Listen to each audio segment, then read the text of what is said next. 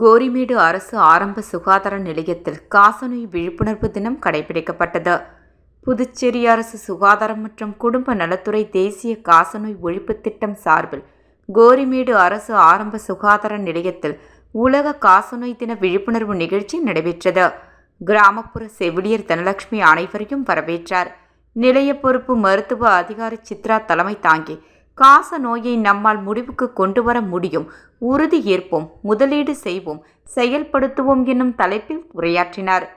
மருத்துவ அதிகாரி நூதன் சுப்ரேஷ் காசநோய் என்றால் என்ன, இருவகை காசநோய் பற்றியும், நுரையீரல் காசநோயின் முதன்மை அறிகுறிகள் பற்றியும், நுரையீரல் காசநோயை எவ்வாறு கண்டறியலாம் என்பது பற்றியும் எடுத்துரைத்தார். காசநோய் தடுப்பு கிராமப்புற செவிலியர் வெண்ணிலா காசநோயை எவ்வாறு குணப்படுத்தலாம், சிகிச்சை எங்கே கிடைக்கிறது, காசநோயை எவ்வாறு தடுக்கலாம் என்பது பற்றி பேசினார். சுகாதார உதவியாளர் சிவக்குமார் நன்றி கூறினார். நிகழ்ச்சியின் முடிவில் காசநோய் மாத்திரைகளை முழுமையாக உட்கொண்டு சிகிச்சை பெற்றவர்களுக்கு ஊக்குவிப்பு பரிசுகள் வழங்கப்பட்டது.